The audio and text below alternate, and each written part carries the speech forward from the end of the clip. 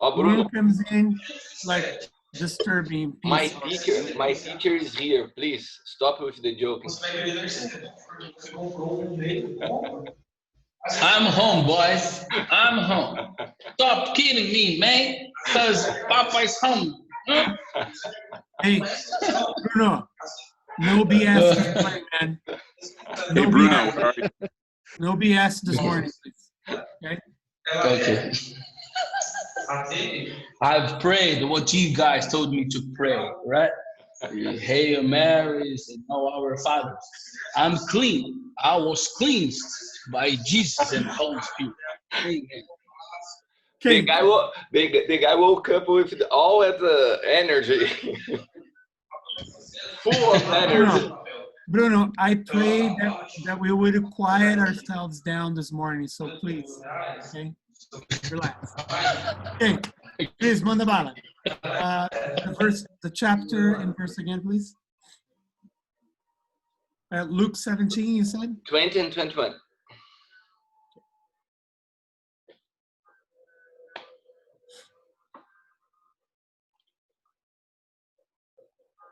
Okay, so here we go. Being asked by the Pharisees when the kingdom of God would come, he answered them, "The kingdom of God is not coming in ways that can be observed, nor will they say, 'Look, here it is,' or 'there.' For behold, the kingdom of God is in the midst of you." Okay, I have here a translation that for me is better, that the kingdom is inside you. I prefer this translation, okay? And the kingdom not come, repeat please your translation. Not come It with? says, "Look, here it is," or "there, for behold, the kingdom of God is in the midst of you." No, before this. Oh, the kingdom of God is not coming in ways that can be observed. The ways you can be observed. In my translation is a stereo appearance, okay? And then when we finish, the kingdom is inside us. I think that this is the best translation, inside us. I would go with the King James says, "within you." The King James is better. Okay. Well, a lot of definitions I prefer to talk in Portuguese, and I'm going to use my best translator. Can you help me, Adrian? When I'm going to preach in Italian, Paul can translate me, but today I'm going with you, Adrian. That's what we have today. Vamos lá. Tem muitas pessoas que fazem confusão com as definições a respeito do que é o reino de Deus. Many people are confused about the definition of what the kingdom of God actually is. E quais as suas evidências? And what are the evidences of it? Muitos de nós, mesmo nos dias de hoje, seguimos esperando um reino visível. Many of us, even today, are awaiting a visible kingdom. E corremos o risco de cometer o mesmo erro que os judeus cometeram 2000 anos atrás. And we risk to make the same mistakes that the Jewish people made 2,000 years ago. A gente precisa se lembrar o contexto em que eles viviam 2000 anos atrás. But we need to understand the context in which they lived 2,000 years ago. O Império Romano dominava praticamente aquilo que era chamada de terra, né? The Romans basically dominated what was known of the world. E todos os povos dominados viviam uma situação de muita opressão e miséria. And all the countries that were conquered at one point, they lived in a situation of poverty and misery. essa era a realidade também do povo judeu. Viviam oprimidos, viviam uma situação de miséria, uma situação bastante complicada já há muitos anos. And it was the same with the Jewish people, that they lived under this difficult situation. They were oppressed for many years. E eles estavam vivendo debaixo de um silêncio profético por quase 400 anos. And for about 400 years, there was a prophetic silence. E de repente, quando Jesus chega e se apresenta, né, falando o reino de Deus é chegado, até os seus próprios discípulos caminharam com ele os 3 anos, esperando que em algum momento ele fosse destruir o Império Romano. And even his disciples, those who walked closely to Jesus, they had this anticipation that at one point something would happen, and that the Roman control would fall apart, and Jesus would take over the nation. E você observa isso no comportamento dos apóstolos, né? Os filhos de Zebedeu, certa vez a mãe deles chega diante de Jesus e fala: Jesus, quando você estabelecer o teu reino, deixa um dos meus filhos sentar à tua direita, outro sentar à tua esquerda. And that can be seen in the lives of the apostles. We have the Thunder Brothers.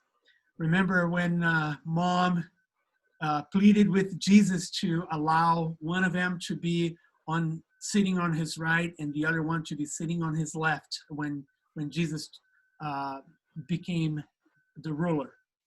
O próprio comportamento de Judas foi um comportamento de quem se frustrou, esperando que ele fosse ser o primeiro-ministro, ministro da fazenda do reino de Jesus. Quando ele vê Jesus indo na cruz, ele fala: peraí, pô, eu fui tesoureiro todo esse tempo, o cara vai morrer, eu tenho que ganhar uma grana com isso.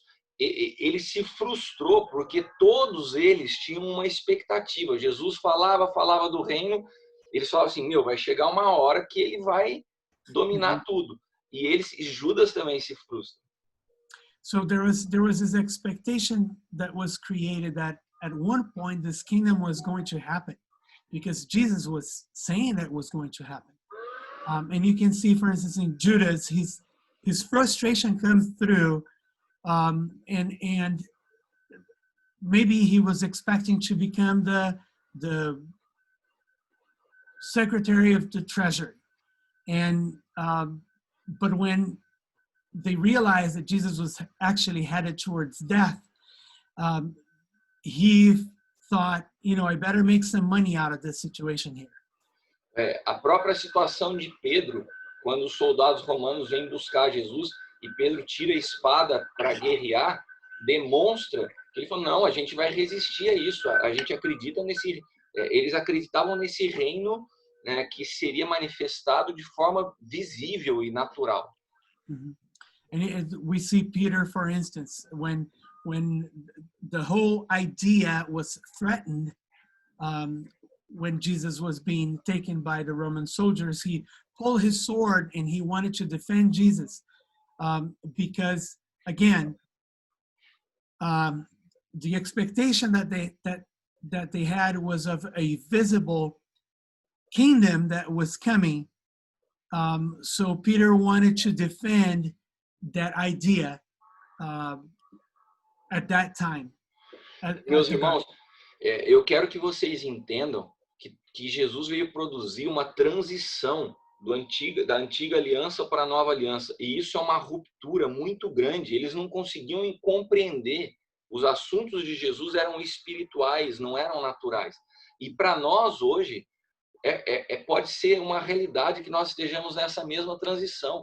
Aprendemos sempre através de uma religião natural, focada em coisas visíveis. E nós temos que entender que agora a gente está sendo transicionado para uma compreensão espiritual das Escrituras. What Jesus did was he started a transition from an old way of thinking, from the old covenant into a new covenant. And we got to understand that it was conflictive to their minds, because because they talked and thought about natural things. Yeah. While what Jesus was talking about was a spiritual reality. Yeah. Jesus was using words that refer to natural things. And we find ourselves today many times in the same situation where our understanding of the things that we learn, they are anchored on natural things, but we need to transition into a way of thinking that is spiritual. Você sabe que um grande problema que nós temos hoje é que nós formamos, as gerações anteriores formaram teólogos em academias. E nunca a Bíblia nos fala que o conhecimento literal pode levar alguém a entendimento espiritual. Então, muitos dos materiais que nós temos, muitos dos ensinos que recebemos, é uma tentativa do homem natural tentar explicar Deus. Isso é teologia. Uma mente natural tentando explicar um Deus. E a gente herdou isso, né? And it's important also to understand that we have inherited a system where you have natural minds attempting to explain spiritual things, and that is theology. That has come down to us from generations ago, where the teaching that we have and the system that we have is a natural way of looking at spiritual things. Mas em todo o tempo, Deus sempre teve...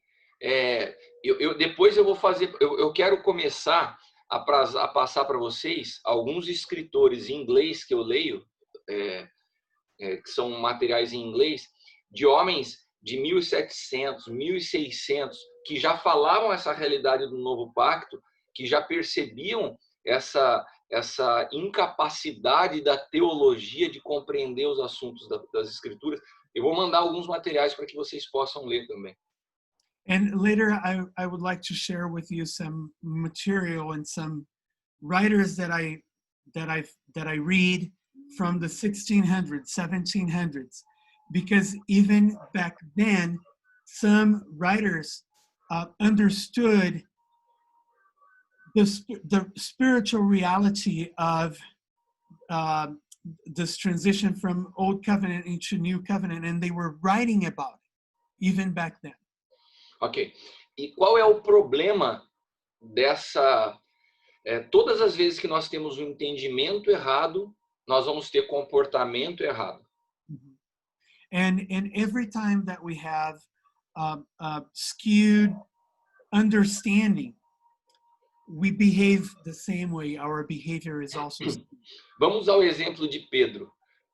A compreensão dele de um reino natural fez ele tirar a espada e cortar a orelha do soldado. O comportamento errado foi fruto de uma percepção errada do que era o reino.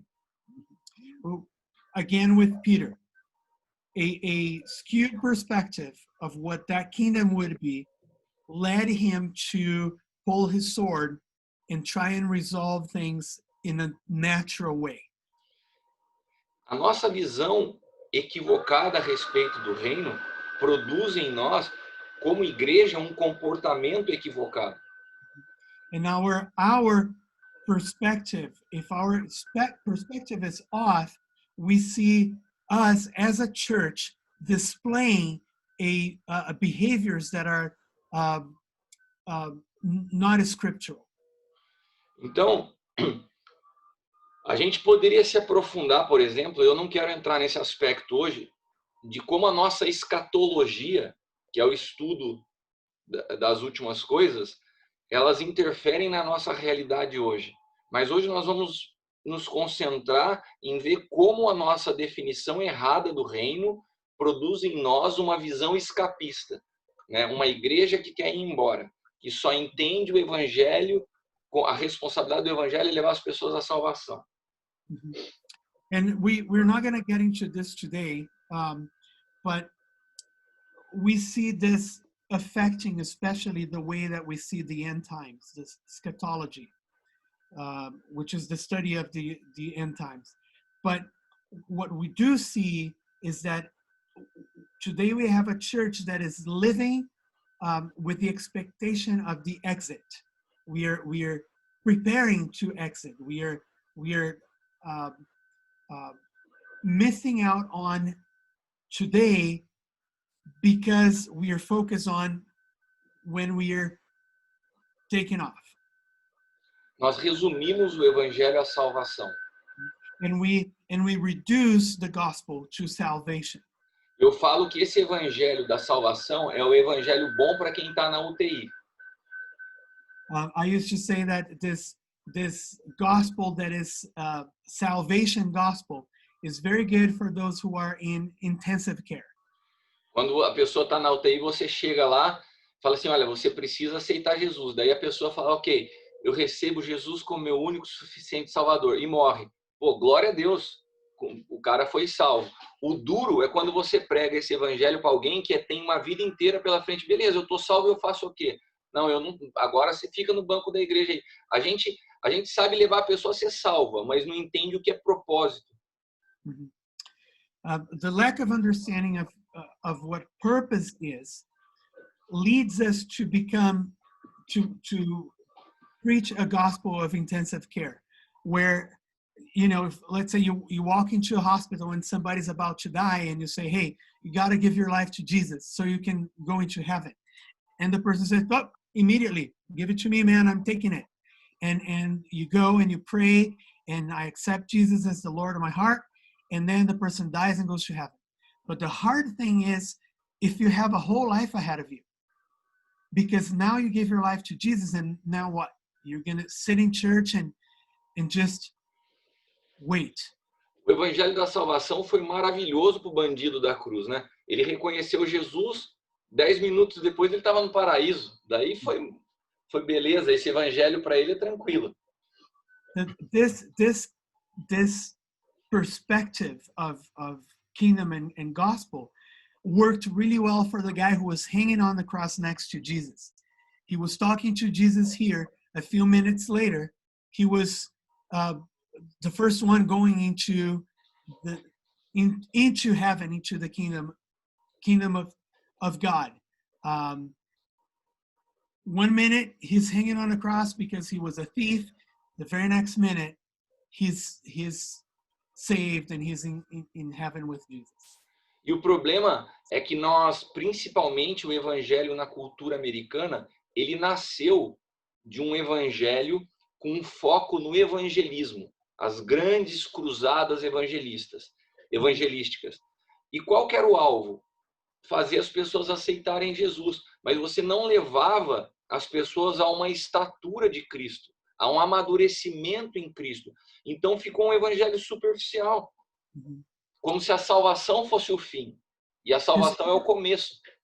Historically, the American evangelical tradition was focused on crusades, and the goal was to bring the people into the tent and have them give their lives to Jesus. And once they accepted Jesus, you know, here we have new believers coming into the church. But that the focus on the evangelistic aspect created a superficial, like a thin Christian life that didn't go very deep, because then the focus of the new believer was again to go back and to do more evangelism. A gente não foi ensinado a levar as pessoas a amadurecerem. We were not taught as new believers to lead others into maturity. E o que isso produziu? Produziu uma visão superficial e natural. Então esse texto do reino é muito claro. O reino de Deus não tem aparência visível, não está ligado ao que você vê, porque o reino de Deus, ele está dentro de nós. And that led to a gospel that is natural. In other words, the focus is on the natural, and it is simplistic, and we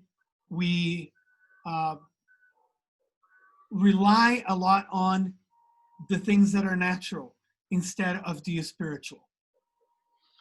E isso foi produzindo uma visão de que a gente tem a sensação, e nessa pandemia se intensificou, que as coisas estão ficando cada vez piores, que o mundo está cada vez pior, a sensação de temor, a sensação é que o reino de Deus está recuando e as trevas estão tomando a terra.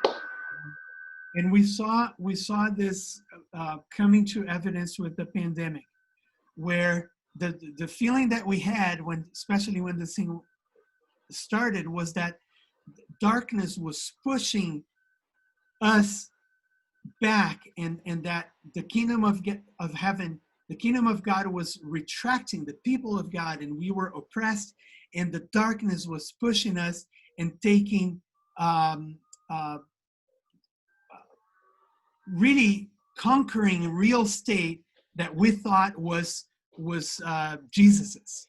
Irmãos, esse assunto é muito interessante. Eu queria muito que vocês prestassem atenção comigo hoje, porque eu tenho aqui alguma coisa que eu queria falar, mas está me vindo outras ideias e eu quero ter liberdade para falar com vocês hoje. E se vocês me permitem, a gente avançar um pouco, que é um assunto muito importante. So I had notes and some structure to this, but as we are going through here, I feel like we're headed in a different direction. So hang with me here. Vocês sabem que sábado eu estava preparando uma mensagem, domingo eu estava preparando uma mensagem para pregar, e eu recebi uma mensagem de um pastor muito querido meu, e ele falou assim: Cristiano, Deus tem falado comigo, as trevas cobriram a terra, né? Olha o texto que o Senhor me deu. E daí ele leu para mim Isaías capítulo 60, versículo 2. So on Saturday I was preparing my message for Sunday, and right in the midst of preparing my message, I get a message from a pastor, an older man that I respect, an older man that I love very much. And his message was very short, but he said, Chris, darkness is covering the earth. And it was like an alarmist message. And the scripture that he sent was Isaiah 62. 60 verse 2. Yeah. And I can read it for you here. E ele falou assim, ó, Adriano, outra coisa, ele me deu esse texto e falou assim, ó, por causa dos dias que nós estamos vivendo, ele falou assim, ó, essa pandemia está nos mostrando que o anticristo está aí, Jesus está voltando. E daí ele leu esse texto. And he said, this pandemic is proof that the enemy is advancing, and Jesus is about to come. And then he sent this verse that says, for behold, darkness shall cover the earth, and thick darkness the peoples. But the Lord will arise upon you, and his glory will be seen upon you. E quando nós falamos na aula passada, que eu até mencionei que a gente estava falando no nosso grupo sobre Romanos 7 e 8 com o Paul, eu falei que um dos princípios que nós temos para estudar a Bíblia é ampliar o leque do que você está lendo para você ter um contexto melhor. And we did talk about it last week when we met, when we were reading Romans 7 and 8, and that conversation that started with Paul. The one thing that I remember mentioning to you was that we needed to widen our perspective and read Amplify the vision.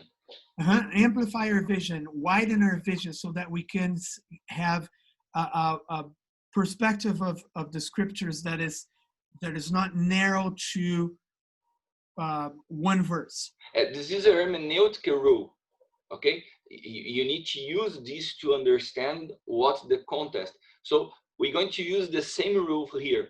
Vamos ler o Isaías 60, versículos do 1 ao 4, ao invés de só o 2. We're going to use this hermeneutic rule, and we are going to read this in its context instead of just reading verse 2. We're going to read 1 through 4. So arise, shine, for your light has come, and the glory of the Lord has risen upon you. For behold, darkness shall cover the earth, and thick darkness the peoples. But the Lord will arise upon you, and his glory will be seen upon you. And nations shall come to your light, and kings to the brightness of your rising. Lift up your eyes all around, and see, they all gather together. They come to you. Your sons shall come from afar, and your daughters shall be carried on the hip. Isaías é um profeta messiânico. E esse texto, ele está falando exatamente da nova aliança, quando os gentios, quando as outras nações poderiam desfrutar da salvação que até então só Israel possuía. Não tem nada a ver com os dias que nós estamos vivendo. So Isaiah is a messianic prophet. So he's talking about a spiritual reality that would actually happen under the new covenant, when the Gentiles would be joined into this promise that was originally given to the Jewish people. So it's not a judgment. The scripture it doesn't have anything to do with the judgment as it was presented by this dear pastor.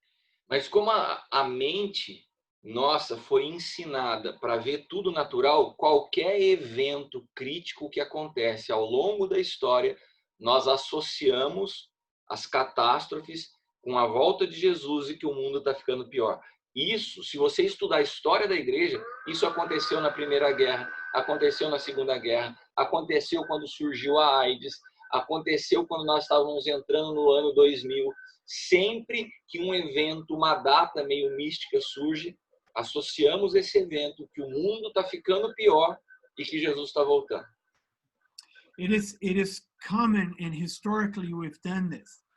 Every time that an event takes place that changes, that moves us from our comfort zone, that creates a worldwide shakeup, we immediately turn to the thinking that Jesus is coming, that the world is going to hell in a basket. And we can see that with the 2 world wars. We saw that with when AIDS came up and hit the world. We saw that even when we transitioned into the 2000s, the natural mind, because the natural way of seeing things immediately throws us into that thinking that Jesus is about to come and the world is going to hell in a handbasket and things are getting worse. E o que eu queria levar vocês é terem uma perspectiva diferente, porque se nós olharmos a história, na verdade, nós avançamos muito, as condições de vida são muito melhores hoje, o mundo está ficando melhor, não está ficando pior. But the truth is that with the advances of life quality that we have today as compared to the past, even in situations like this, we are better prepared, and life is even better than it was back in the day. Se o reino de Deus chegou a 2000 anos atrás através de Jesus e ele falou que o reino avançaria, é impossível que as trevas estejam avançando mais do que o reino. If Jesus' message was that the kingdom is here and that the advancement of the kingdom cannot be stopped, it is inconceivable for us to be threatened by natural situations into a thinking that God is losing this battle, and that things are getting worse because of natural things happening around us. I found a research, American research, International Missionary Research, American Institute, that they make a research about how many people receive Jesus per day around the world. Someone can try to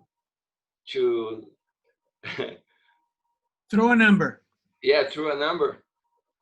How many people you think come Every day around the world receive Jesus every day? What is the average? Somebody guess a number.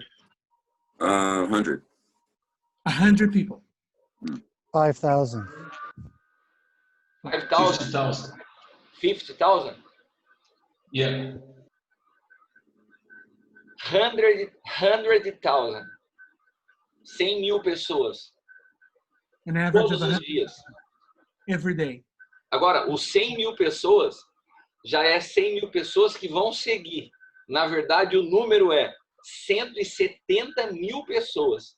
Das 170, 70 eles consideram que se desviam. 100.000 são os que permanecem todos os dias no mundo. So the actual number is 170,000, but there is this margin of error, and they say that about 100,000 actually stick with it, and 70,000 get lost in the way. But 170,000 is the actual number. 100,000 is believed to actually stick around. Bom dia, Adriano, bem-vindo. Adrianos are taking the world. Woo! There we go. Ok. Nós estamos falando das perspectivas do reino, de como as notícias tendem a nos achar que as coisas estão piorando e como a realidade é diferente. Então, só para que a gente tenha uma ideia, eu ainda vejo pessoas falando assim, que incrível a época de Atos. Pedro, num dia, numa pregação, 3.000 pessoas se converteram. Cara, 3.000 pessoas naquele dia. Hoje, nós estamos falando de 100.000 pessoas todos os dias. And we see some very nostalgic believers sometimes say, oh man, it would have been wonderful to be there in the days of the Acts, when 3,000 people would give their lives to Jesus with Peter's ministry in one day. But here we are, many centuries later, and we are seeing massive numbers, like 100,000 people actually committing to follow Jesus on a daily basis. E esse pensamento vai tomando as pessoas. Agora, vai ser o Dia dos Pais aqui no Brasil, colocaram uma mulher homossexual como representante da Natura, que é uma empresa nacional, como símbolo do Dia dos Pais. Daí você vê as pessoas falando assim, cara, olha que ponto que a gente chegou, o mundo tá... O que eu tô colocando para vocês é o seguinte, a realidade do homossexualismo na época do Império era terrível. Os reis, todos eram homossexuais. A orgia corria solta. Deus já destruiu uma cidade na história por causa de perversão sexual. Sodoma e Gomorra. Nós não estamos falando de coisas atuais. Nós estamos falando de coisas que sempre existiram. Se nós não tivermos uma perspectiva que o reino de Deus está dentro de nós e é invisível, a gente é sempre confundido com essa mensagem que parece que nós estamos sendo engolidos pelas trevas. Não é a realidade. Here in Brazil, we are just around the corner from Father's Day. And there is this company that is a huge cosmetics company, just like Avon here in the US.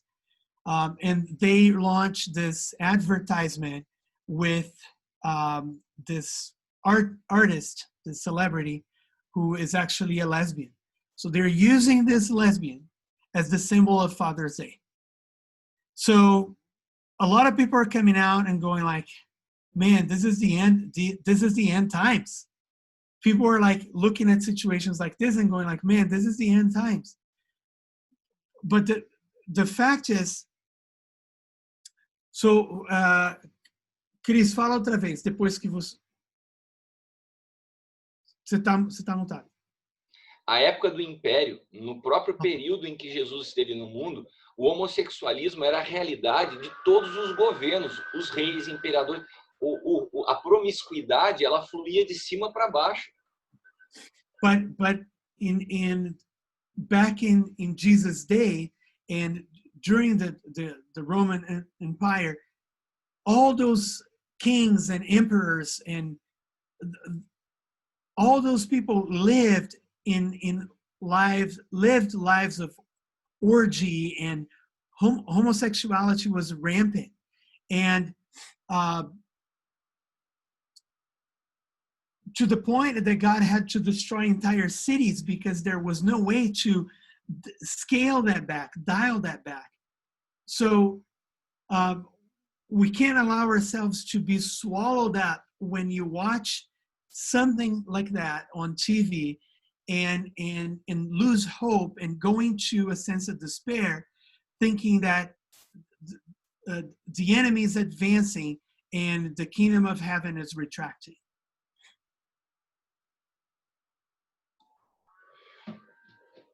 Então, o que acontece é que a gente, muitas vezes, nós somos contaminados pela desinformação, ou nós somos contaminados pelo que a mídia quer que a gente acredite que o mundo está se tornando.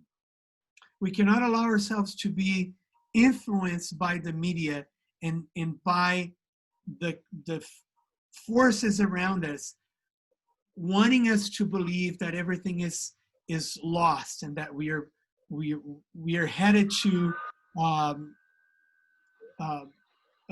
chaotic situation out of control. Eu estava vendo alguns documentários sobre o período de industrialização, as construções das ferrovias nos Estados Unidos. I've been watching some documentaries about the period of railroad construction in the United States. 300, 400 anos atrás. And a lot of these things happening 300 years ago. 200, 300 anos atrás. Estamos falando 2 séculos. And we're talking about 2-3 centuries. Sabe o que acontecia nesse período? Do you know what was happening during that time? As mulheres eram abusadas, eram estupradas e não acontecia nada. Era quase que permitido. A opressão sobre a mulher era tão violenta que os homens faziam o que queriam. A mulher era como um animal. Ela não tinha direito a voto, ela não tinha direito de reagir. As crianças nasciam fruto desses abusos. Os homens não estavam nem aí. A mulher era tratada... A gente está falando de 3 séculos atrás. Olha o papel da mulher hoje. Isso é inadmissível para essa geração. E a gente não consegue perceber que, de alguma forma, o reino vai avançando, quebrando coisas que eram normais. O aborto, que agora a gente quer legalizar, o aborto, 200, 300 anos atrás, não tinha lei. Todo mundo abortava, era permitido. Nós evoluímos de uma maneira poderosa e invisível. During that time, I perceived and I noticed that women's rights were inexistent. Women were raped and had nowhere to go for protection. They were abused. They were basically enslaved. Abortion was an everyday thing. And so it seems like in just 2 centuries, there's been so much advancement, and that is a consequence of the kingdom of God advancing. And we can see that happening in the way that the kingdom of heaven has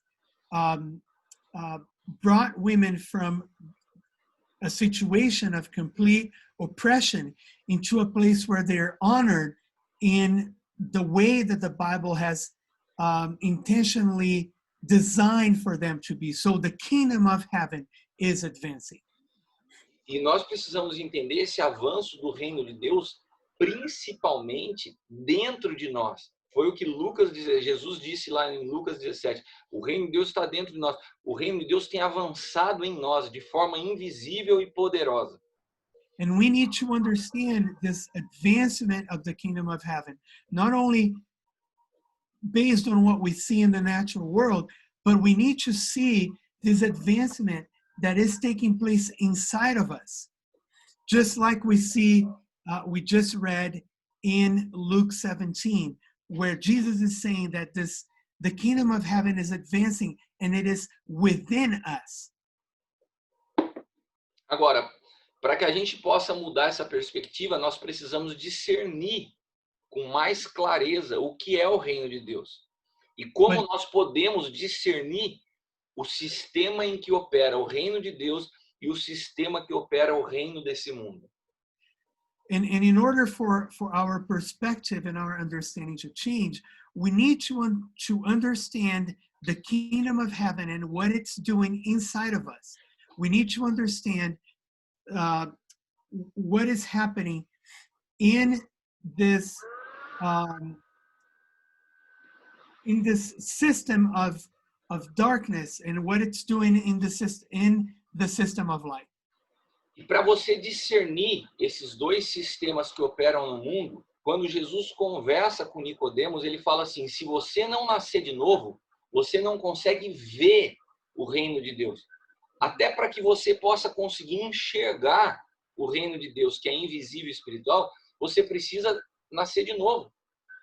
And this requires discernment so that you can see, even to see this advancement of the kingdom of heaven. It takes a shift from the ability to see, from looking at things from a natural perspective, in the ability to see it from a spiritual perspective. We see, for instance, the conversation that Jesus had with Nicodemus, where he used the term, in order for you to see and understand the kingdom of heaven, you need to be born again. The meaning of that was actually this shifting from this transition from seeing from a natural perspective to seeing things from a spiritual perspective. A cruz é a única ferramenta capaz de abrir os nossos olhos espirituais para que a gente possa entender essas realidades. Se nós não passarmos pela cruz, nós vamos continuar tentando entender o evangelho, entender o reino de Deus, entender assuntos espirituais com uma mente natural. And the only way to activate this spiritual perspective is the cross. The cross is the means through which we understand the spiritual things. If we do not go through the cross, we will never be able to transition from seeing things from a natural perspective, into a spiritual perspective. Então vamos lá. Eu quero tentar contribuir para que vocês percebam como a gente pode discernir o que é reino de Deus e o que não é. And what I would like to do is to offer a contribution so that you have tools to understand what is kingdom of heaven and what is not kingdom of heaven. Ok. Vamos voltar para... Fazia tempo que eu não falava de Gênesis com vocês. Vamos voltar lá para Gênesis. Quando Deus forma o homem, porque ele cria todas as coisas, mas o homem ele forma na sua mão. Deus, ele percebe que o homem está só, então ele faz do homem, da costela do homem, do elemento de sustentação do homem, ele forma a mulher. Então, vamos lá. Since we have not gone back to Genesis in a while, so let's go back to Genesis. When God created man, he created man with his own hands. Everything else was a spoken word, but he created man, and from man he created his suitable helper by removing a piece of the man's side to create his suitable helper. Ok. Quando e Deus faz o homem cair num profundo sono, e Deus naquele momento de sono arranca do próprio homem a mulher. A mulher é 100% formada da natureza do homem. A constituição da mulher é 100% originária do homem. So God commands man to fall asleep, and he removes from the side of man what would become the woman. So the woman's nature is 100% from man's nature. Agora, quando Jesus vai para a cruz, o último Adão, But then Jesus is hung on the cross, the last Adam. e o Pai o faz cair num profundo sono. And the Father brings Jesus into a deep sleep. E naquele momento, então, do seu lado, uma lança penetra a sua costela, e And at ali, the time, nasce a sua esposa, o organismo espiritual chamado igreja. a spear pierces Jesus on his side. And at that moment, the church is born from a natural element that is brought from within Jesus. Do mesmo jeito que Eva é 100% formada de Adão, a igreja é 100% da natureza de Cristo. In the same way that Eve is 100% from the nature of Adam, the church is 100% from the nature of Christ. Tudo aquilo que não tem a natureza de Cristo não é igreja. Anything that does not have the nature of Christ is not church. A igreja é tudo que passa pelo filtro da cruz, da morte e ressurreição. Se não ressuscitou, né? Porque a ressurreição é esse filtro. Passou pela morte, ressuscitou, é a igreja. Se não experimentou morte, não tem ressurreição, não tem natureza de Cristo, não é a igreja. In order to have this nature of Christ, it is necessary to go through death on the cross and resurrection. If it's not a fruit of death on the cross, does not see resurrection, if does not transition from death on the cross, resurrection, it is not church. It is not Christ's nature. Ok? Então, quando nós compreendemos isso, fica nítido perceber que soberba não faz parte da natureza da igreja. Orgulho não faz parte da natureza da igreja. Essa hierarquia gospel dos papas gospel não faz parte da hierarquia da igreja. Então, nós precisamos entender que nem tudo que visivelmente a gente acha que é igreja, quando você passa por esse filtro, não é igreja. And if you use this as a filter, you will find that a lot of things that are today part of the gospel culture is not church. Pride is not church.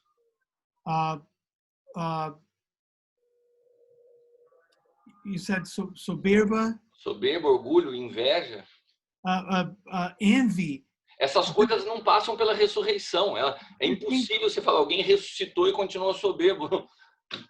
These things do not pass the test of the cross. It is impossible for someone to resurrect from the cross, carrying on with this attributes that cannot be survive the filter of the cross. Ontem eu estava tendo uma... Fala. This hierarchical structure that we bring into the church, it does not pass the test of the cross. It cannot be church. E eu não estou falando contra a honra. Eu não estou falando contra a autoridade. Nada disso. Eu estou falando contra essas posições de opressão de um sobre o outro, entendeu? I'm not talking about honor or authority in itself. What I'm talking is the oppression that is exercised from those positions. Eu estava falando com o Adriano até ontem, numa conversa nossa, e eu estava conversando com ele falando exatamente isso. É impossível compreendermos a realidade do novo pacto e isso nos colocar numa posição de soberba espiritual, porque é exatamente o oposto. Quanto mais eu conheço de Cristo, mais eu reconheço que eu não sou nada, completamente dependente dele, e que nós somos um corpo, cada um tem uma medida, nós precisamos uns dos outros. Isso tem que ser evidente para quem nasceu de novo. And yesterday, Adriano and I were having a conversation, and we touched on this aspect that this revelation of the cross keeps us from living in this position of pride where we rely on our natural understanding to try and understand the gospel, where there is no discernment of spiritual things. It is impossible to live a fruitful Christian life if we are not experimenting spiritual revelation. Paul, can I share your question, because I believe that can contribute with everybody. Paul sent me a privately question, but I believe that can help us. He's asking about what's the appropriate response to the word tragedies. Okay. To the word what? The tragedies. Tragedy. What is the appropriate response to the world's tragedies? Okay. Ok? Bom, se nós estamos falando que o reino de Deus, nós temos o príncipe desse, nós temos o reino de Deus e nós temos um sistema de Deus e nós temos o sistema desse mundo. So if we're talking about two different systems, the system of this world and the system of the kingdom of heaven. A Bíblia fala que o mundo jaz no maligno e que o inimigo é o príncipe desse mundo. So the word says that the world, the devil is the prince of this world. Qual que é a nossa responsabilidade como reino de Deus? Nós What is the responsibility as the inhabitants of the kingdom of heaven? Na cruz, Jesus venceu o diabo e o sistema desse mundo. On the cross, Jesus not only won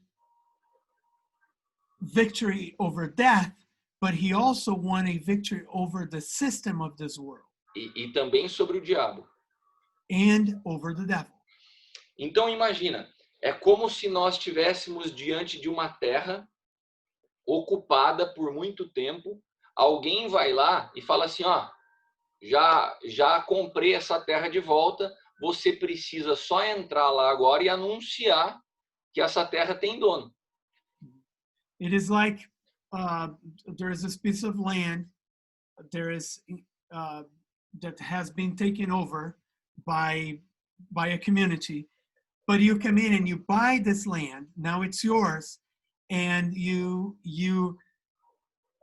send someone to announce that this land is actually now yours. Então, enquanto nós avançamos com o reino de Deus sobre a face da terra, tomando esses lugares que estavam debaixo do governo das trevas, é lógico, é evidente que ainda, né, você vê muita coisa ruim acontecendo que não tem nada a ver com Deus. Por quê? Porque o próprio Jesus disse: no mundo vocês terão aflições, né? As tribulações, as guerras, a violência, tudo isso faz parte desse sistema operante desse mundo. E nós estamos, como o reino de Deus, responsáveis por avançar com o reino sobre a face da terra. And it is natural that the system of the world that controls that land now needs to understand that this land has a new owner, and that a new system is coming and is advancing, and this land now has to be brought under the influence and the control of the new system, which is the kingdom of heaven, and that's our role. E é exatamente esse contraponto que eu estou fazendo nessa manhã. O que eu quero mostrar para vocês é que ainda que a gente veja uma infinidade de más notícias, a realidade é que o mundo está ficando melhor porque o reino tem avançado. And the purpose of one of the purpose of this message today is to really reset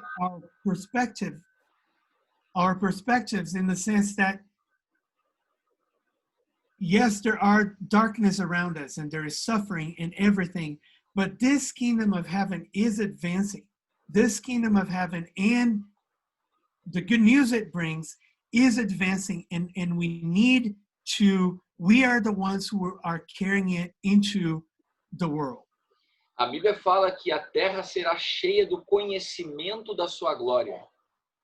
The Bible says that the world will be filled with the knowledge of his glory. O que é a glória do Pai? What is the glory of the Father? É o Filho. It's the Son. Ou seja, a terra será cheia do conhecimento de Cristo. The earth will be filled with the knowledge of the Son.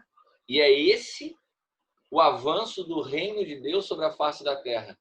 And that is the advancement of the kingdom of heaven on the face of the earth. O conhecimento de Cristo, The knowledge of Christ que liberta da religião, that sets us free from religion, que liberta da opressão that sets us free from oppression, e que liberta do sistema desse mundo. and that frees us from the system of this world. Quantas pessoas eu vejo hoje na igreja, vejo nos lugares onde eu passo, que eram assassinos, que eram ladrões, que eram adúlteros. Toda a maldade, ela vai se dissipando à medida que o reino de Deus vai chegando. And in many places I've been to, I've met people who were former killers and assassins, and people who were very evil in their practice. But as the kingdom of heaven advances, it pushes away this darkness, and it's reaching to people and changing their lives even in that way. Eu tive uma experiência muito interessante num presídio aqui de Taubaté. I had an interesting experience in a jail here in our city in Taubaté. Eu comecei a visitar alguns presos. Eu comecei a ir lá num presídio de segurança máxima aqui. Eu comecei a ir lá e visitar alguns caras. E comecei a pregar para eles. This is a maximum security jail, and I started visiting the jail and meeting with the inmates and sharing with them. E eu dei para eles alguns desses livros aqui. Foi o primeiro livro que eu escrevi. And I gave some of them my book. I gave them this book, the first one that I wrote. No segundo livro que eu escrevi, eu começo no prefácio lendo a carta de um desses presos que teve a oportunidade de ler esse livro. And in my second book, I started by writing a letter. I shared a letter that I received from one of these inmates who had read this book. E esse preso, ele fala assim para mim: eu me sinto mais livre hoje em Cristo dentro da cadeia do que eu tinha de liberdade antes no mundo. And this inmate, in his letter, he writes that he is today he experiences a much more evident freedom than the one that he had before he was in jail. E o que está acontecendo é que esse livro está passando de mão em mão Mhm. para outros presos lá dentro. And what's happening is that this book is going from hand to hand, from inmate to inmate in the jail. Muitos dos caras que estão presos se chamam Isaías, Malaquias, João, Tiago, é tudo filho de crente. And a lot of the people who are in this maximum security jail, their names are Isaiah, Hosea, John, Malachi. In other words, they are all children of believers. Mas eles tiveram uma experiência com a religião, eles não conheceram de fato a vida de Cristo. And many of them before had an experience with religion. They did not have an experience with a transformational experience with the Son of God. Então, quando eles de alguma forma começam a ler o livro começa a trazer para eles, contribuir com eles para que os seus olhos se abram e que eles entendam uma outra realidade. And as they took the time to read the book, it's allowing them to have a different understanding, and it's bringing them out into a new reality. O que está acontecendo com eles aqui é o que aconteceu com o apóstolo Paulo dentro da cadeia. And what is happening with them here is what happened to Paul when he was in jail.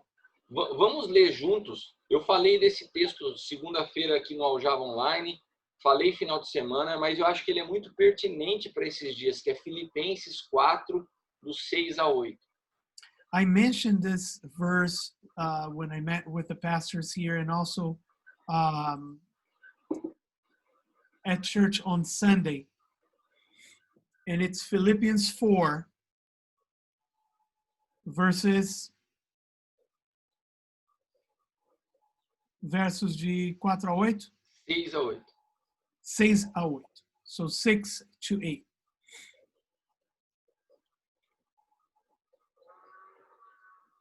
Do not be anxious about anything, but in everything by prayer and supplication with thanksgiving, let your requests be made known to God.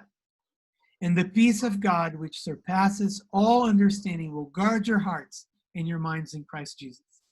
Finally, brothers, whatever is true, whatever is honorable, whatever is just, whatever is pure, whatever is lovely, whatever is commendable, if there is any excellence, if there is anything worthy of praise, think about these things. Think about these things. Paulo escreve esse texto preso. Paul wrote this letter when he was in jail.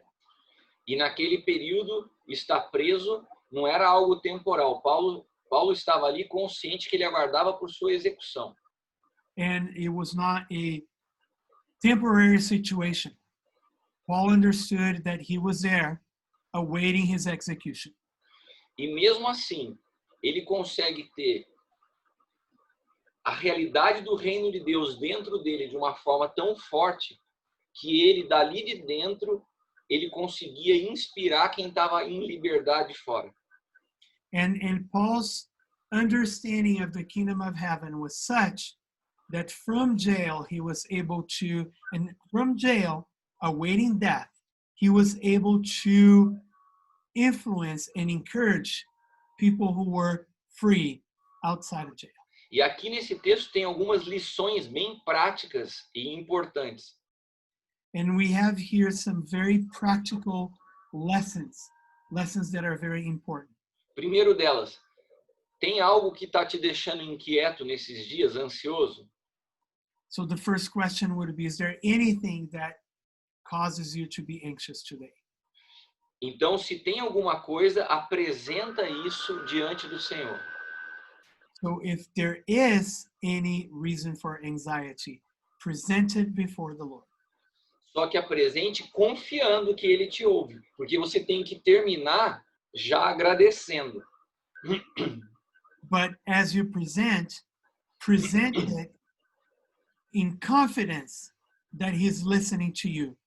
Because according to the instructions here, you have to finish after you present with thanksgiving.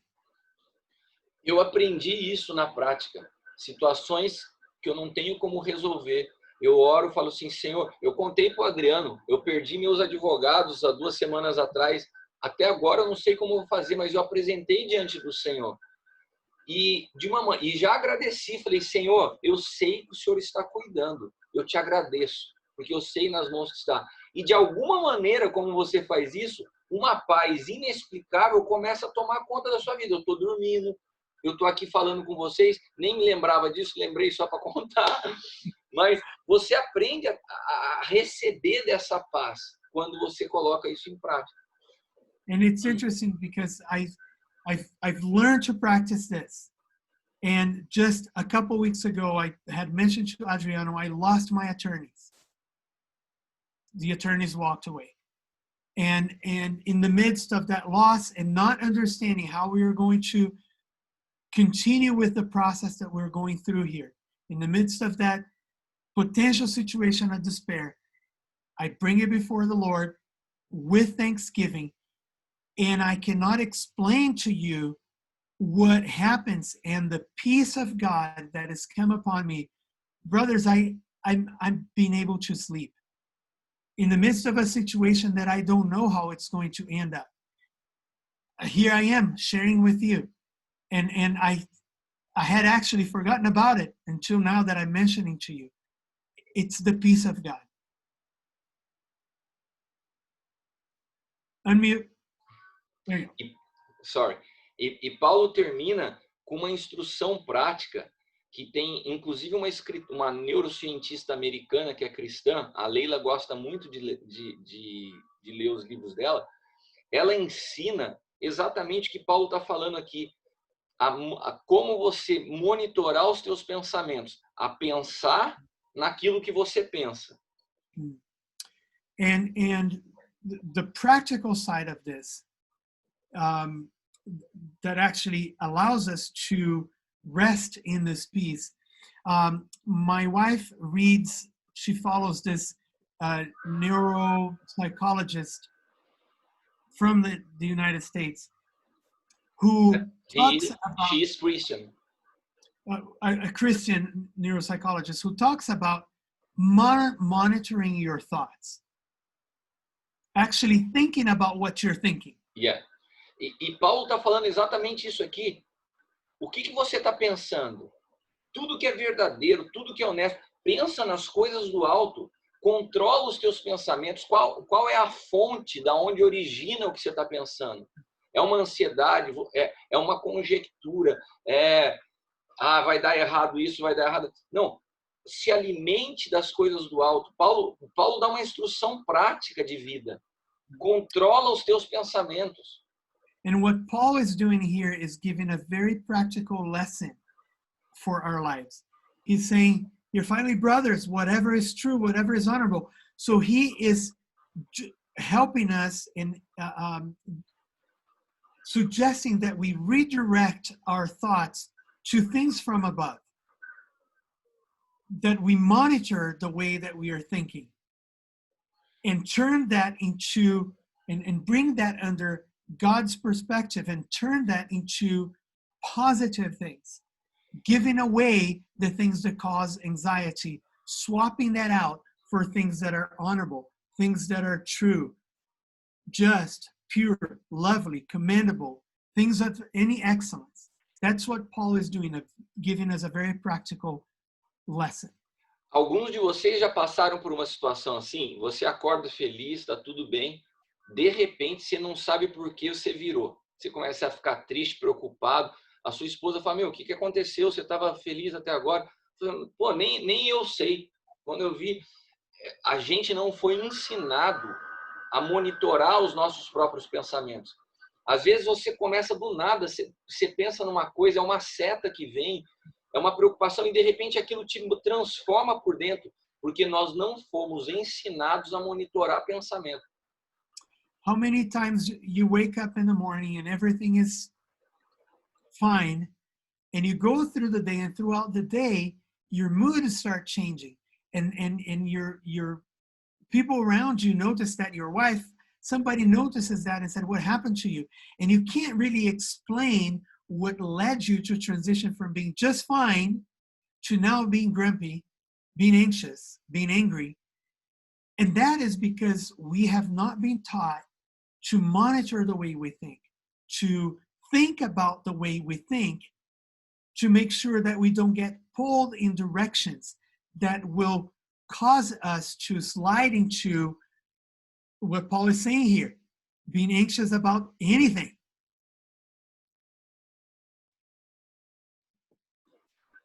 E eu quero, para a gente poder concluir a parte de hoje, porque a gente foi entrando no assunto reino de Deus, no aspecto das emoções, e eu quero poder dar um fundamento para vocês a respeito da alma dentro da realidade do novo pacto. Okay, so as we wrap this up, remember, we started with our goal was to have a better understanding of the kingdom of heaven in the light of the new covenant. So as we've done that, we've transitioning to analyzing our emotions.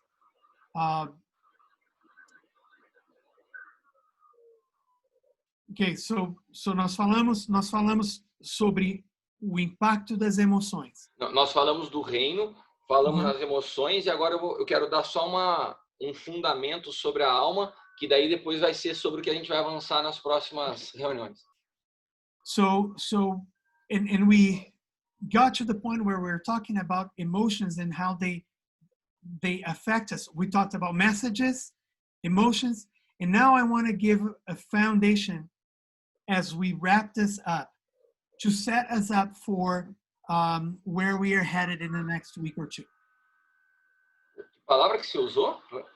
Not so? Que palavra você usou para alma? Oh, okay.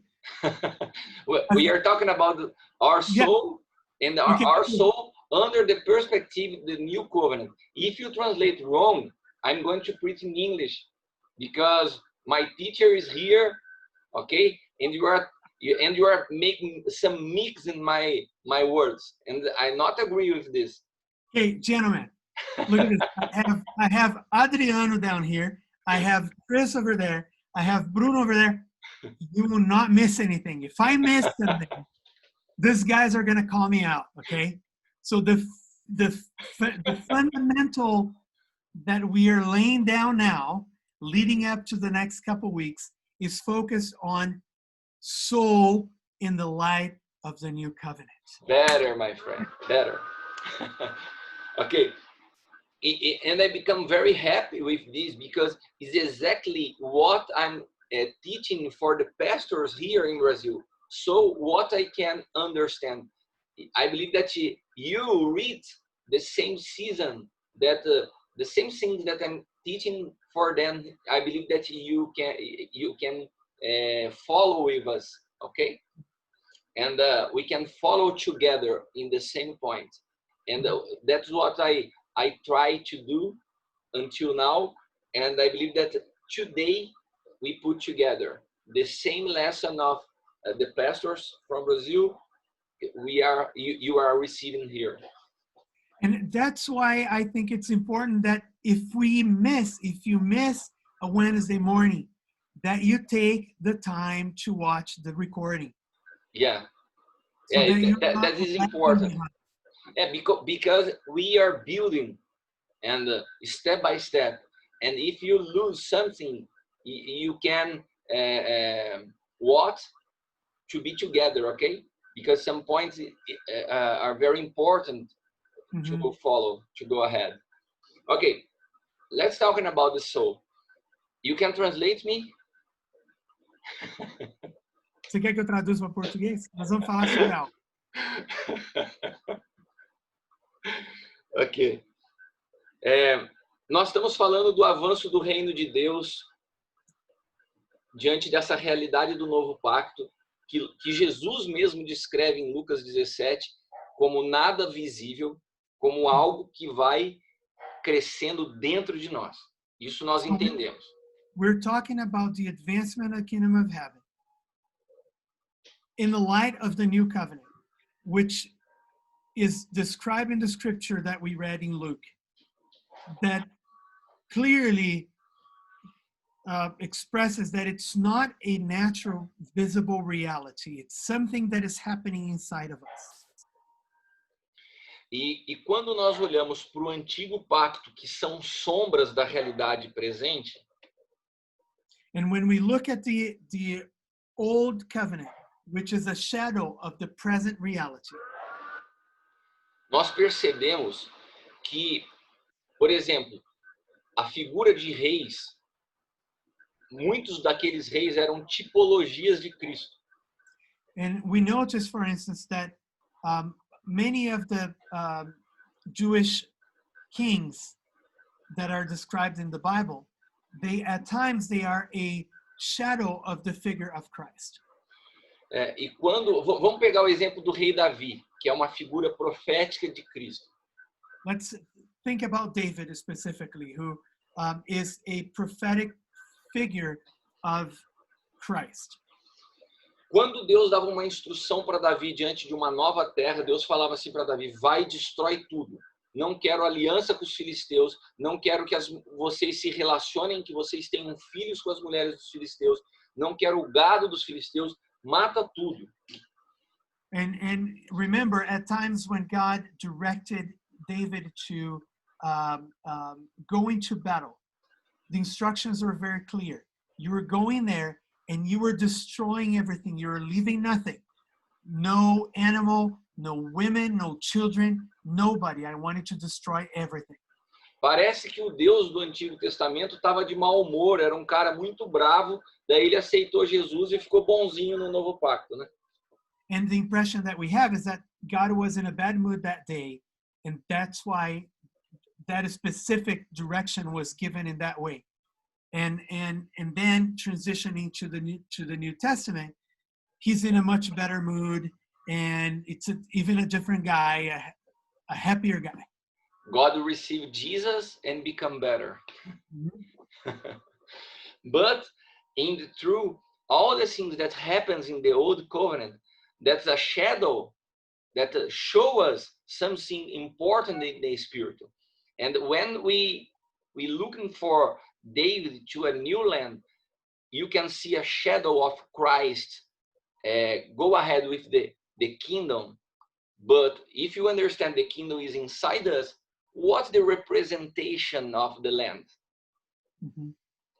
The land is a symbol of our soul. Okay? Mm-hmm. And what we need to understand, nossa alma também já tinha uma ocupação antes do reino chegar. O que nós temos, what we need to understand is that there was occupation in our souls before the kingdom arrived in us. E é por isso a necessidade da cruz, porque nós não podemos negociar com aquela ocupação que existia anteriormente. And that is the work of the cross, because we cannot negotiate with the occupation of our soul. Vocês conseguem entender como isso está conectado ao que nós falamos a semana passada de Romanos 7 e 8? I wanted to think about this. Can you connect this concept to what we discussed last week regarding Romans 7 and 8? O que Davi fez ao obedecer Deus e destruir tudo foi diferente de Saul, que preservou o melhor das ovelhas. Você lembra? So the difference between David and Saul was that David came in full obedience and he destroyed everything.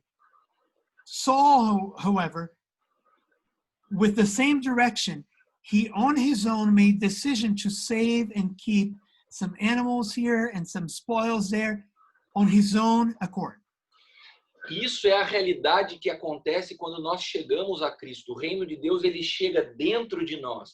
E às vezes nós tentamos negociar e preservar uma duplicidade de vida, um pecado de estimação, achando que é possível conviver o reino de Deus com aquela natureza que ocupava anteriormente as nossas vidas. Again, looking at the shadow, which is the Old Testament, to the reality of the New Covenant. Many times when we come to Jesus, now again, our soul is the land in the illustration of the Old Testament. As Jesus comes into our lives, we enter into this negotiation with ourselves, just like Saul, and we make decisions about things that we want to keep.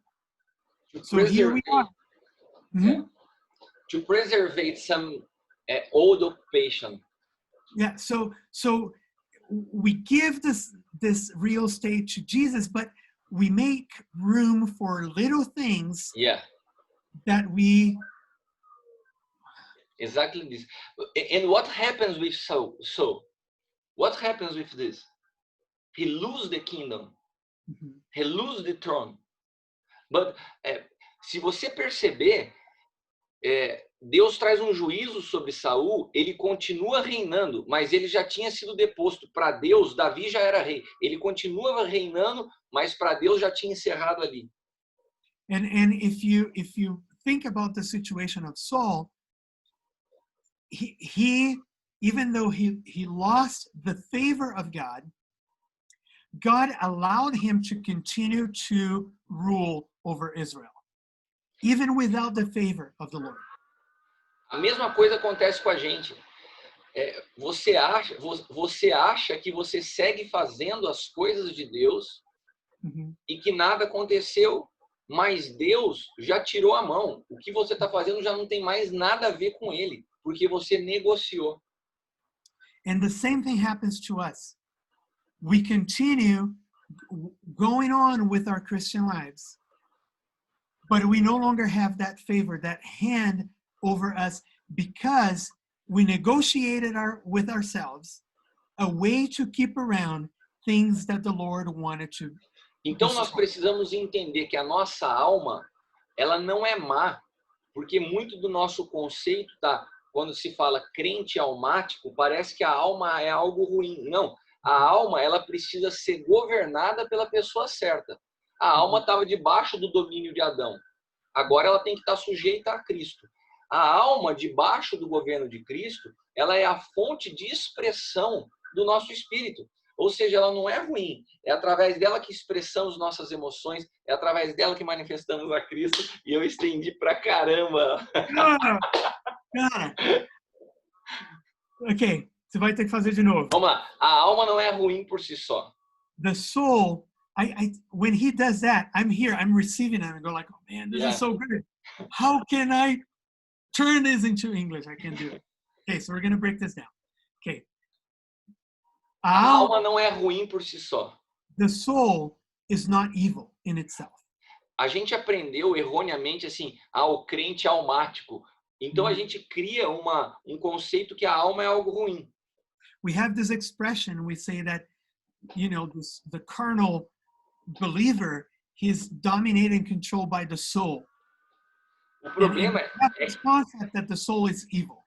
É que, na verdade, a alma é uma terra que ela expressa o governo que está sobre ela. Se é Adão ou se é Cristo. But se são os filisteus ou se é Davi. But the soul is like a land that expresses what type of government it is under. Is it under the Adamic government, or it's under the government of Christ? São os filisteus que dominam essa terra ou é Davi? Is it David, or is it the Philistines controlling this land? Então, quando nós estamos debaixo do governo do Espírito, so when we are under the government of the Spirit, olha que interessante. A Bíblia fala que nós temos o fruto, é um fruto, porque ele está ligado a uma árvore, o fruto do Espírito. When we are under the government of the Spirit, we express the fruit of the Spirit. Agora, o fruto do Espírito, ele tem várias características que se expressam através das nossas emoções. The fruit of the Spirit has several characteristics that are expressed through our emotions. Ou seja, a alma funcionando para expressar uma realidade do Espírito. It is the soul working to express the reality of the Spirit. E quando ela não estava debaixo do governo do Espírito, o que ela manifestava? And when the soul was not under the government of the Spirit, what was it manifesting? Aquilo que governava ela, os nossos instintos, que a gente chama comumente de carne, mas são os nossos instintos. It was expressing exactly what governed us then. And it was our instincts, Os 5 sentidos. the 5 senses. O que você vê, o que você toca, o que você come, era tudo isso que interferia nas suas expressões. What you see, what we touch, what you feel, that governed everything that you did. That governed your decisions. You were led by your senses. Esse tipo de pessoa é o que a Bíblia chama de carnal. And that is the person that the Bible called the carnal believer. Os 5 sentidos ocupando essa terra que é a alma. The 5 senses occupying this land, which is your soul. E foi muito tempo de domínio dessa terra por esses 5 sentidos. And for a long time, your soul was controlled by the senses. The inhabitants of the land were this feelings. Agora o reino de Deus chega a esse lugar. But then the kingdom of heaven arrives. Então, você tem que entender uma coisa. Você tem que desocupar imediatamente. And you need to understand that the land needs to be evacuated. It needs to be emptied. E você vai precisar reaprender a viver debaixo desse novo governo. Daí é um processo. And you need to learn to live under a new government. And that is a process. Step by step. Step by step. Por causa disso, Paulo, ele fala que existia um tipo de alimento para cada pessoa, porque havia um processo de você estar saindo dessa descontaminação de tanto tempo ocupado por um governo equivocado. And that's why Paul makes a difference between what this person needs to be fed, the milk, this one needs to be fed, the meat, because there is a process of disoccupation and people are in different places. E daí, quando você olha Mateus capítulo 6, 33, o que esse texto nos fala? Matthew 6:33. Fala assim, buscai primeiro o reino de Deus, mas buscai primeiro o reino de Deus e a sua justiça, e todas as coisas vos serão acrescentadas. But seek first the kingdom of heaven, and everything will be added on. Por que Jesus está nos ensinando isso? Isso tem que ser, eu vou deixar para vocês alguns textos que eu gostaria que vocês lessem depois para não tomar muito tempo.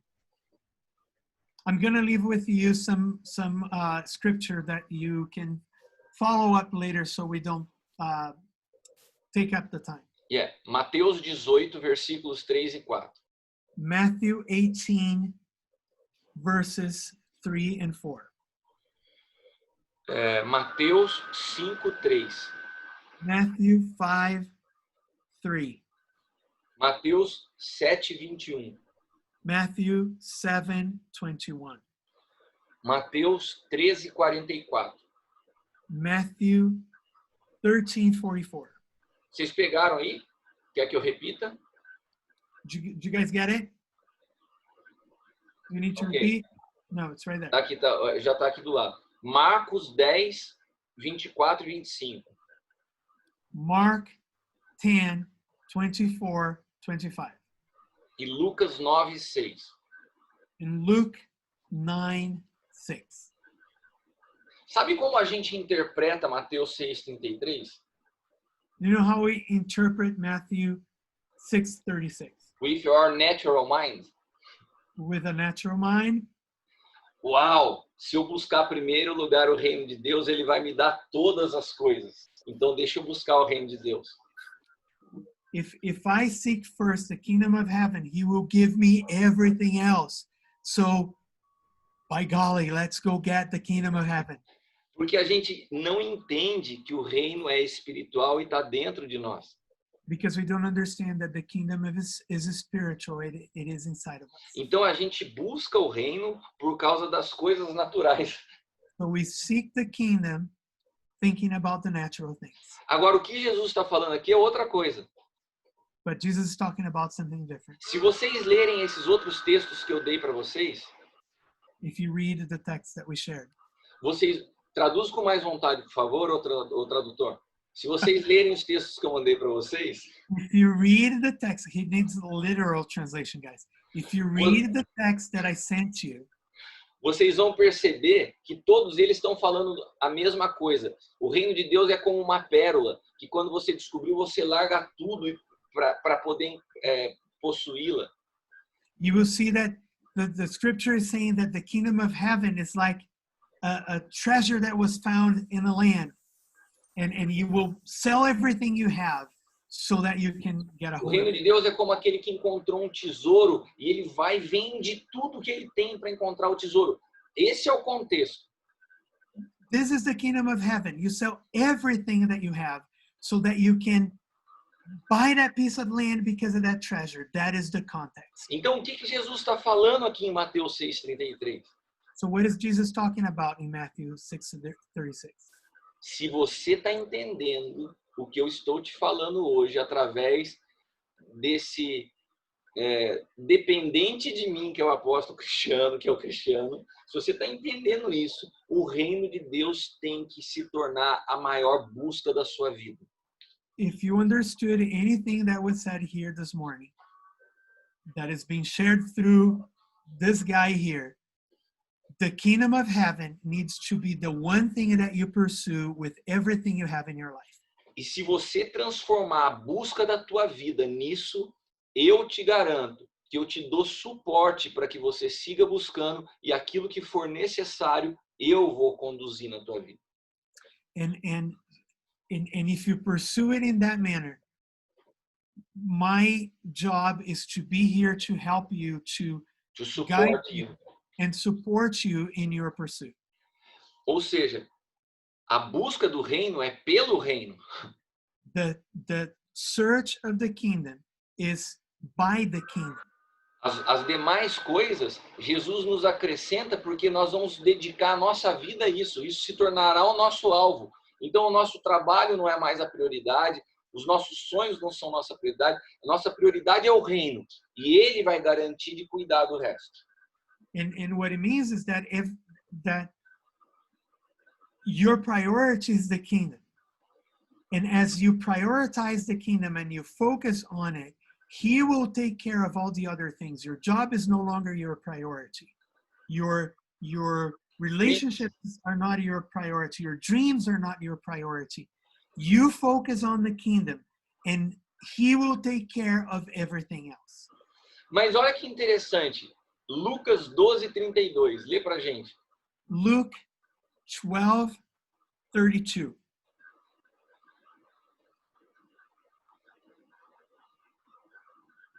Fear not, little flock, for it is your Father's good pleasure to give you the kingdom. Não parece que tem uma contradição aqui? It even sounds like there is a contradiction here. Porque se ele fala que você tem que dedicar a sua vida a buscar o reino, por que depois em Lucas fala que ele te deu o reino? Se ele te deu, se foi do agrado dele te dar, por que você tem que buscar? So we read that we need to pursue this kingdom, and here we read that it's actually his pleasure to give it to us. Is there a contradiction in it? Vamos ler Jeremias capítulo 5, versículos 30 e 31. So if we go back to Jeremiah chapter 5, 30, 31.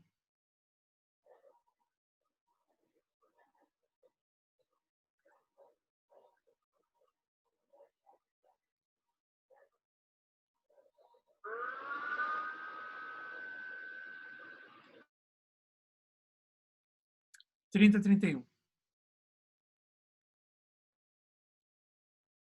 An appalling and horrible thing has happened in the land. The prophets prophesy falsely, and the priests rule at their direction. My people love to have it so, but what will you do when the end comes? Aqui, Jeremias profetiza uma realidade. So Jeremiah is prophesying a reality Que haveria um povo que amaria o erro. that there would be a people who would love the error.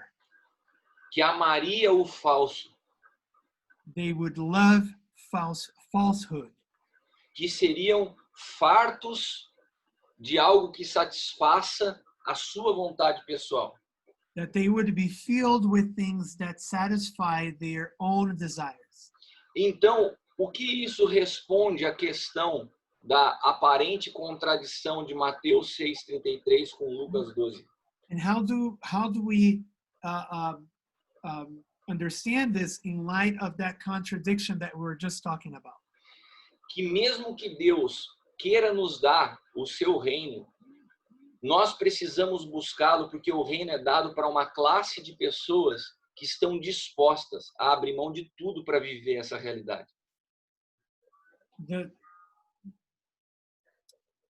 The clarifying fundamental here is that God chooses a type of people to give this kingdom to who are willing to give up everything else in pursuit of his kingdom.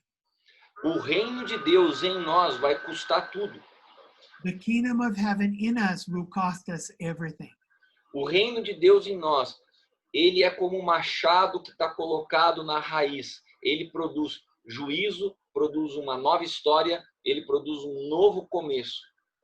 The kingdom of heaven in us is like the axe striking the root of a tree, bringing judgment, and it will produce a new beginning, a new focus, and a new direction. Não, o reino de Deus não vem.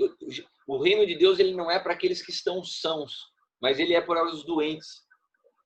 The kingdom of heaven is not for those who are healthy. It is given to those who are sick. Não é para o grande, é para o pequeno. It's not for the greatest of us. It's for the smallest of O us. que isso quer dizer? Que são para aqueles que reconhecem que precisam e não para aqueles que acham que estão bem.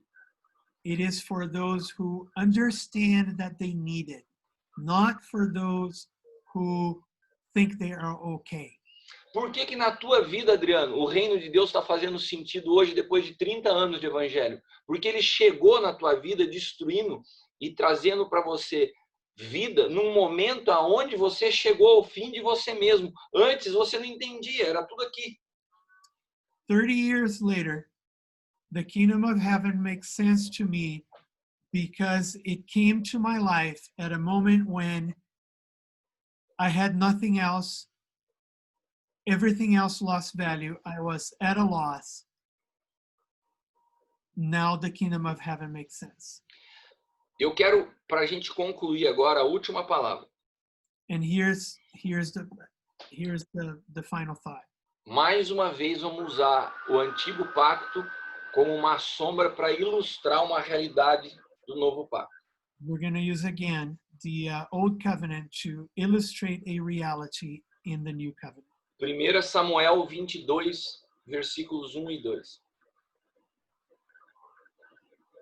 1 Samuel 22, verses 1 and 2. Oh, 1 Samuel, not 2 Samuel.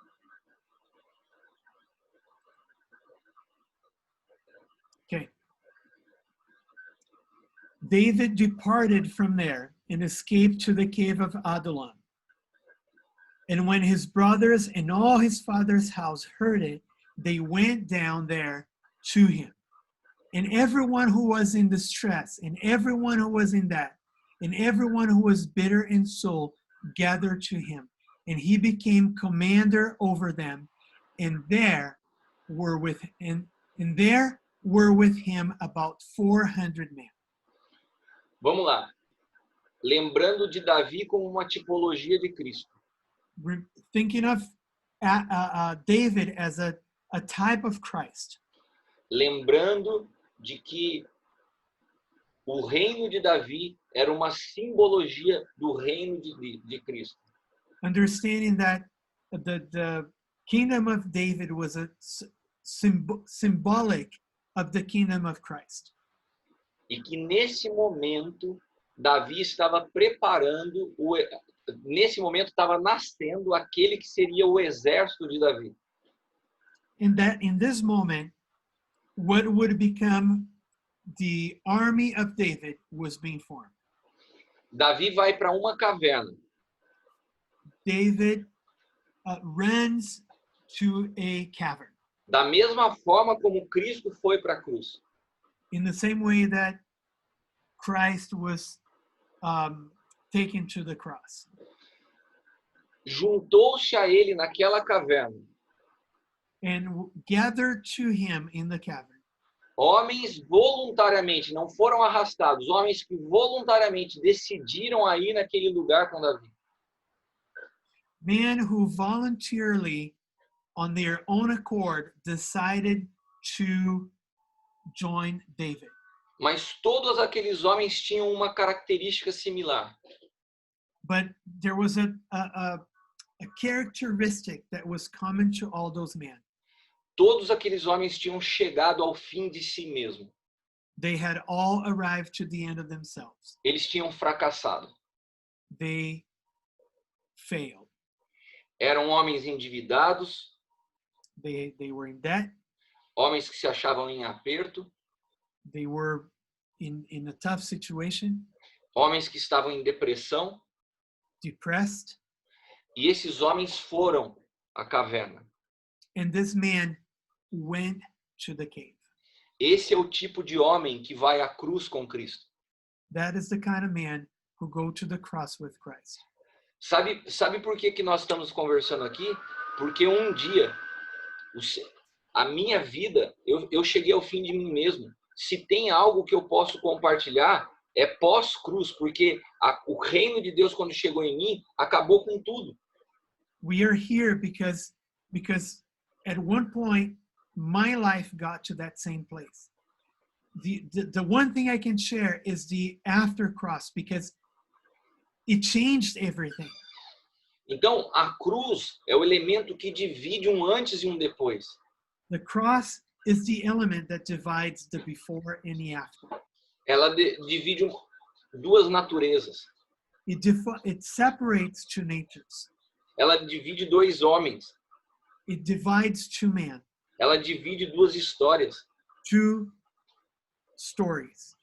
Então, é a cruz que nos habilita a entrar nesse reino. And it is the cross that enables us to enter this kingdom. Porque quando esses homens entraram nessa caverna, nessa condição, eles saíram de lá como os maiores guerreiros da história de Israel. Because these are the men that enter into that cave in that condition and situation.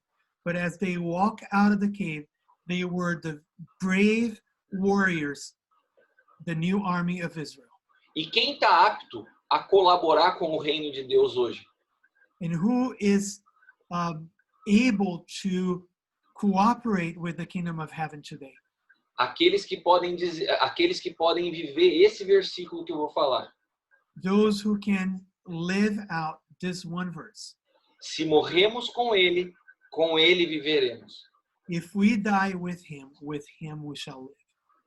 Quando todas as coisas naturais e visíveis, quando todas as realidades naturais perdem o sentido e o que mais você deseja é o reino de Deus e a vida de Cristo, então sim, algo começou a acontecer dentro de você. when the only thing that you pursue, the only thing that is important for you, the only reality that really matters is the kingdom of heaven, then you arrive to the place where it the cross can have that effect in you. Amém? Creio que por hoje era o que eu queria ter compartilhado com vocês. Conseguimos finalizar uma etapa importante. I believe we've reached, as we close today, a important aspect of what we are building together. Creio que as bases estão colocadas para que agora a gente possa começar uma nova fase de edificação. And I think we get to a place where the fundamentals are laid out, and from now on we are going to build a new structure that we're going to shift focus a little bit. Semana passada a gente fez uma reunião de perguntas e respostas que eu achei muito, muito positiva. The previous week we had a meeting of questions and answers that I thought was very positive. Eu senti vocês muito à vontade para perguntarem, e conforme eu tenho falado e falei até para o Adriano Rente isso ontem, nós temos que produzir um ambiente onde haja liberdade, onde ninguém se sinta intimidado para perguntar ou pareça que a pergunta é simples demais. Não, nós estamos aqui para servir uns aos outros. Eu acho que a gente deveria fazer a semana que vem mais um momento desse, onde vocês tenham total liberdade para resolver todas as dúvidas até aqui, porque a partir daqui a gente avança para um novo ponto. So it is important that we feel free to express our thoughts and our questions in a environment where you feel safe. So I feel like maybe next week we should again just open up for these questions, and so that we can answer any doubts and address any issues before we continue on.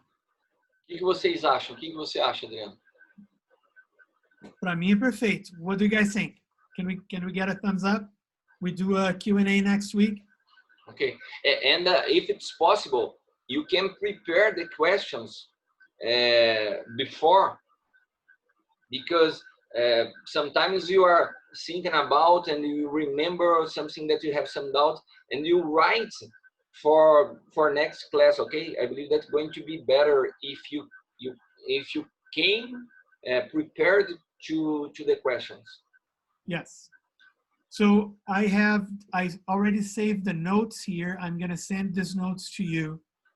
But as the question comes to your mind, just throw it there in the chat group so that we can, so that Chris can prepare and you don't forget what we have. I believe that the last time was there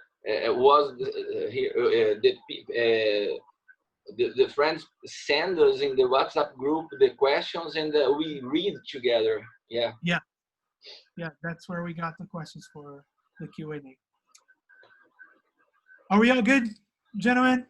Are we good to go? Silas in the car. He's outside his work, aren't you? Yeah. Yeah, I am. I'm really enjoying this though. Work can wait. It's not important. Yeah, everything else will be added. There you go. Yeah. Okay, well, gentlemen, so we are. Kiko, tá terminadinho aqui? Fechado. É Se você quer ver depois se vai ter mesmo, confirmar semana que vem? Eu creio que sim. Eu creio que sim. Ok. Mas eu começo aquela conversa também. We talking about and if that's okay, we can see next week. Okay. All right, everybody. There's Skip in his office. So everybody, put your questions in the chat group, okay? Sim, muito obrigado. So we can. You're welcome. All right, guys. Love you all. Nice seeing you here. See you next week. Bye bye. Everyone. Fique bem. Thanks, Chris. Thanks, Chris. You're welcome. Thank you, brother. It's a honor, a pleasure to be with you. Adriano, valeu aí, mano. Bruno, vai com Deus. Thanks.